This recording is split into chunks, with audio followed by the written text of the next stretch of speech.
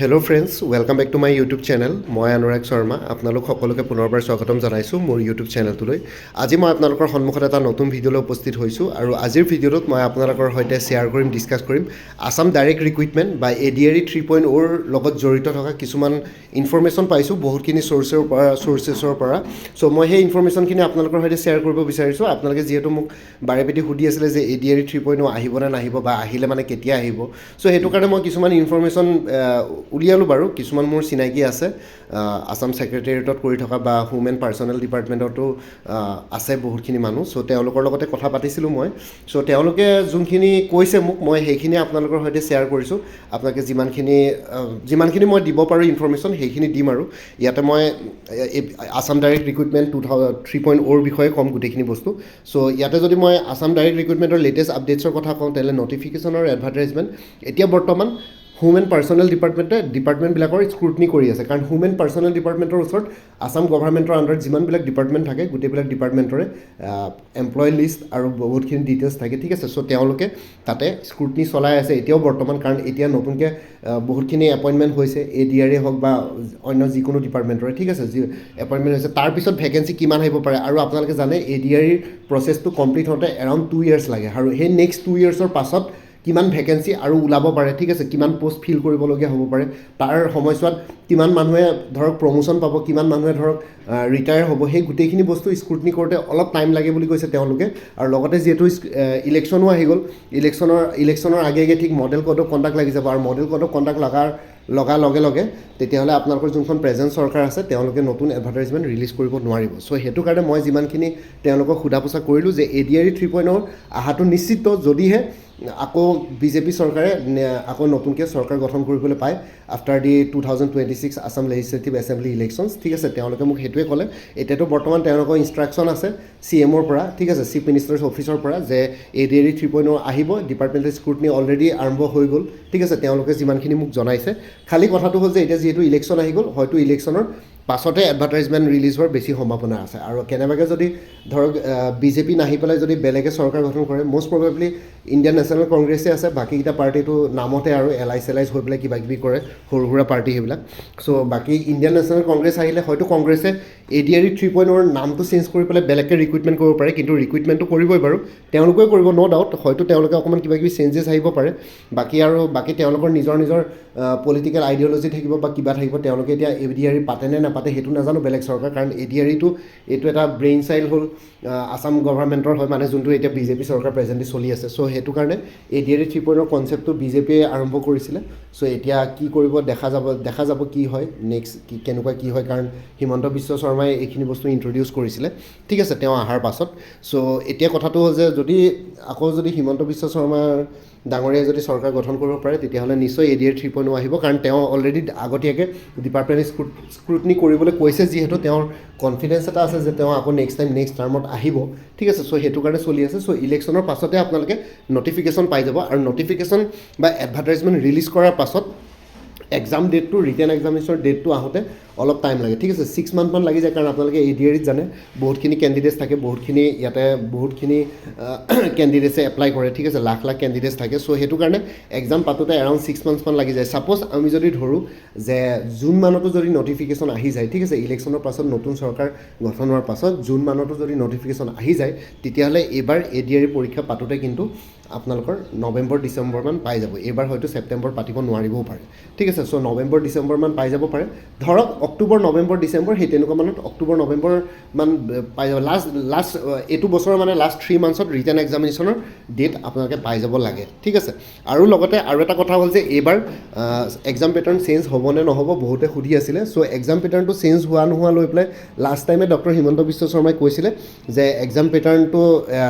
Last টাইমে change কৰাৰ কথা আছিলে ADRE 2.0, কিন্তু বহুতে ৰিকুৱেষ্ট কৰাৰ কাৰণে তেওঁ কৈছিলে যে এইবাৰ এক্সাম পেটাৰ্ণ একেই থাকিব। আগতে তেওঁ কৈছিল যে এক্সাম পেটাৰ্ণটো যদি চেঞ্জ হয় এনেকুৱা ধৰণৰ হ'ব, প্ৰিলিমিনাৰী মেইনছ ইণ্টাৰভিউ বা কম্পিউটাৰ স্কিল টেষ্ট তেনেকুৱা ধৰণৰ হ'ব বুলি কৈছিলে। চ' এইবাৰ এক্সাম পেটাৰ্ণ চেঞ্জৰ কথাটো তেওঁলোকে একো জনোৱা নাই এতিয়ালৈকে, মই যিমানখিনি ইনফৰ্মেশ্যন লৈছোঁ। কিন্তু কেনেবাকৈ যদি চেঞ্জ হৈও এক্সাম পেটাৰ্ণ, তেতিয়াহ'লে আপোনালোকে মেইনছ মানে APSC কম্বাইণ্ড কম্পিটিটিভ এক্সামিনেশ্যন বা চিভিল ছাৰ্ভিচেছ এক্সামিনেশ্যনৰ মেইনছৰ নিচিনা নহয়, তাতে মেইনছ মানে আপোনালোকৰ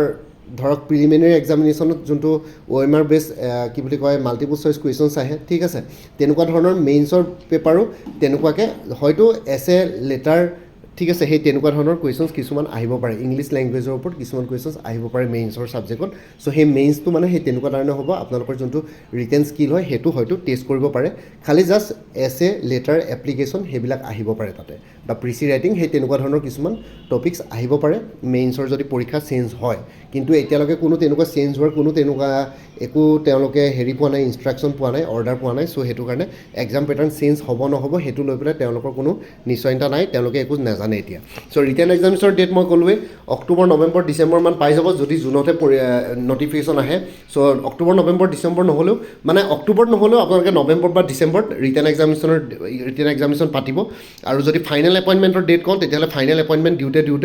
2027 চনৰ লাষ্টৰ মান পাই যাবগৈ ঠিক আছে এইবাৰ যেনেকৈ হ'ল সেই তেনেকৈ জানুৱাৰী মান 2027 চনৰ বা 2028 চনৰ জানুৱাৰী মান পাই যাবগৈ কাৰণ গোটেই এক্সাম পেটাৰ্ণটো এতিয়া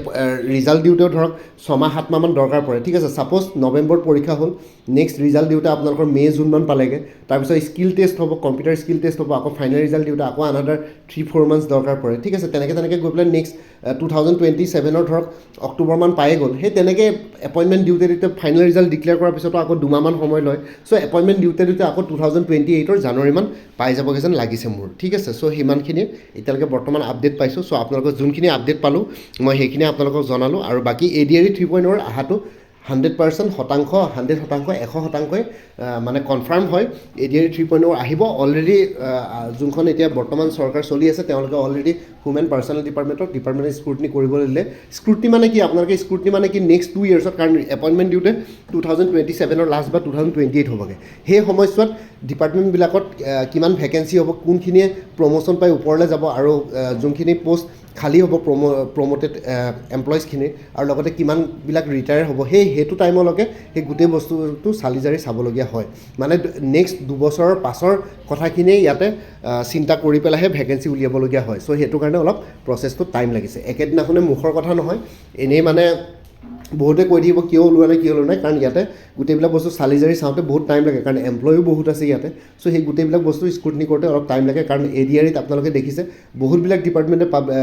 পাৰ্টিচিপেট কৰে এই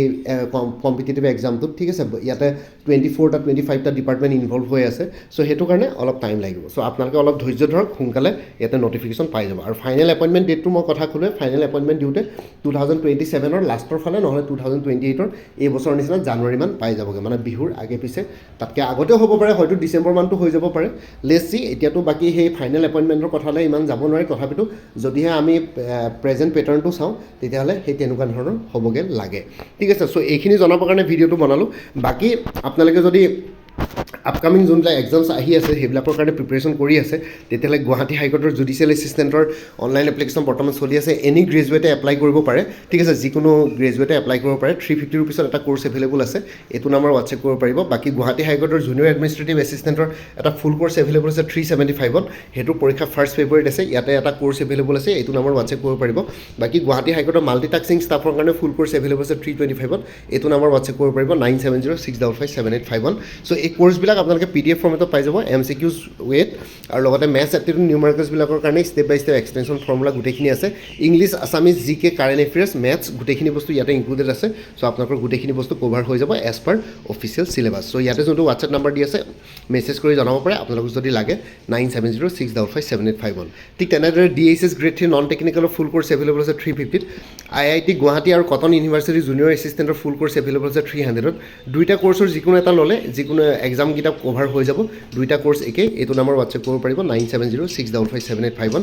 ADRE 3.0 ফুল কোৰ্চ এভেইলেবল আছে 300ত আৰু Assam police sub inspector assistant Z আৰু কনষ্টেবলৰ ফুল কোৰ্চ এভেইলেবল আছে 250ত ইয়াতে দিয়া হোৱাটছএপ নাম্বাৰটো মেছেজ কৰি জনাব পাৰে 9706557851 আৰু আছাম কম্পিটিটিভ এক্সামছ বুলি এটা ফুল কোৰ্চ এভেইলেবল আছে 400ত ইয়াতে আপোনালোকৰ অসমৰ যিকোনো competitive exams like ADRE Assam police DHS DME Guwahati high court APSC department এক্সামছবিলাক কভাৰ হৈ যাব 400 ৰুপিছত আৰু লগতে 23খন প্ৰিভিয়াছ ইয়েৰ কুৱেশ্যন পেপাৰছো নোটছো ইয়াতে ইনক্লুডেড আছে along with the study materials আপোনালোকে ল'ব পাৰিব এইটো নম্বৰ হোৱাটছএপ কৰিব 9706557851 APSC CDPৰ ফুল কোৰ্চ এভেইলেবল আছে ইংলিছ আৰু জেনেৰেল নলেজৰ ওপৰত নেক্সট ইয়াৰ এইটো বছৰত ভেকেঞ্চি আহিব বুলি শুনিছোঁ 200 ৰুপিছত এইটো নম্বৰ হোৱাটছএপ কৰিব পাৰিব APSC ৰিচাৰ্চ এছিষ্টেণ্ট ফাইনেন্স বাজেটৰ ফুল কোৰ্চ এভেইলেবল আছে 300ত এইটো নম্বৰ হোৱাটছএপ কৰিব পাৰিব আৰু 23খন previous year question papers available আছে বহুতখিনি কম্পিটিটিভ এক্সামছৰ উইথ এনচাৰ কি 75 ৰুপিছত আপোনালোকে লাগে যদি ল'ব পাৰিব আৰু লগতে কাৰেণ্ট এফেয়াৰ্ছ আৰু exam oriented maths aptitude numericals with step by step explanation আৰু ফৰ্মুলা এনেই কোৰ্চবিলাকত ইনক্লুডেড আছে কোনোবাই যদি বেলেগকৈ ল'ব বিচাৰে 100 ৰুপিছত এভেইলেবল আছে এইটো নম্বৰ হোৱাটছএপ কৰিব পাৰিব 9706557851 APSC forest ranger soil conservation ranger full course available আছে ইংলিছ আৰু জেনেৰেল নলেজৰ ওপৰত 350 এইটো নম্বৰ হোৱাটছএপ কৰিব পাৰিব 9706557851 আছাম এগ্ৰিকালচাৰ ইউনিভাৰ্চিটিৰ নন টিচিং পষ্টবিলাকৰ কাৰণে ফুল কোৰ্চ এভেইলেবল আছে 300ত এইটো নম্বৰ হোৱাটছএপ কৰিব পাৰিব 9706557851 APSC assistant engineer junior engineer full course available আছে জেনেৰেল ষ্টাডিজ আৰু ইংলিছ গ্ৰামাৰৰ ওপৰত 250 ৰুপিছত এইটো নম্বৰ হোৱাটছএপ কৰিব পাৰিব 9706557851 আৰু আপডেটেড কাৰেণ্ট এফেয়াৰ্ছবিলাক মোৰ পৰা কোৰ্চ লৈ লাইফ টাইম পাই থাকিব তাৰ কাৰণে কোনো ফাৰ্ডাৰ পে'মেণ্ট কৰিব নালাগে এটা জাষ্ট হোৱাটছএপত ৰিমাইণ্ডাৰ মেছেজ দিলে হ'ল যে প্ৰিভিয়াছ মান্থ বা লাষ্ট মান্থৰ কাৰেণ্ট এফেয়াৰ্ছ লাগে মই লগে লগে আপোনালোকৰ সৈতে শ্বেয়াৰ কৰি দিম কোনোবা যদি ইণ্টাৰেষ্টেড কেণ্ডিডেটছ আছে এইটো নম্বৰ হোৱাটছএপ কৰি জনাব 9706557851 আপোনালোকক কোনটো কোৰ্চ লাগে কোৰ্চৰ কণ্টেণ্টছখিনি শ্বেয়াৰ কৰিম লগতে পে'মেণ্টৰ লিংক দি দিম পে'মেণ্ট কৰাৰ লগে লগে গোটেই কোৰ্চ নিজৰ হোৱাটছএপত PDF ফৰ্মেটত পাই যাব আৰু ইয়াতে যোনটো হোৱাটছএপ নম্বৰ দিয়া আছে সেইটো অনুগ্ৰহ কৰি কল নকৰিব এইটো জাষ্ট হোৱাটছএপ মেছেজৰ কাৰণে এভেইলেবল কলৰ কাৰণে এভেইলেবল নহয় ঠিক আছে বাকী ভিডিঅ' ডেছক্ৰিপশ্যনৰ কমেণ্ট ছেকশ্যন চেক কৰক তাতে কোৰ্চবিলাকৰ কথা আৰু এবাৰ উল্লেখ কৰি দিয়া আছে আৰু লগতে কোনোবাই যদি আগতে মোৰ পৰা কিবা কোৰ্চ লৈ থৈছিলে এবাৰ জনাই দিব তেতিয়া আগৰ মেটেৰিয়েলছখিনি বাদ দি যোনখিনি নতুন মেটেৰিয়েলছ লাগিব সেইখিনি ল'লে হ'ল তেতিয়া প্ৰাইচটো অলপ কমি যাব বাকী মোৰ ভিডিঅ'ছবোৰ চাই যদি ভাল পায় মোৰ চেনেলটো ছাবস্ক্ৰাইব কৰি ল'ব আৰু লগতে আপোনালোকৰ যিমানখিনি ফেমিলি ফ্ৰেণ্ডছ ৰিলেটিভছ আৰু চিনাকি এক্সপিৰিয়েঞ্চ আছে তেওঁলোকৰ লগত মোৰ চেনেলটো শ্বেয়াৰ কৰিব লগতে কমেণ্ট ছেকশ্যনত জনাব কিবা যদি কুৱেশ্যন থাকে ডাউট থাকে মই নিশ্চয় আপোনালোকৰ কুৱেশ্যনছ আৰু ডাউটছবিলাকৰ ৰিপ্লাই দিবলৈ চেষ্টা কৰিম বাকী ভিডিঅ' ডেছক্ৰিপশ্যনত এটা প্লেলিষ্ট ক্ৰিয়েট কৰি থোৱা আছে ADRE 3.0 বুলি সেই প্লেলিষ্টত গ'লে এই পৰীক্ষাটোৰ লগত জড়িত সকলো ধৰণৰ ভিডিঅ'ছ পাই যাব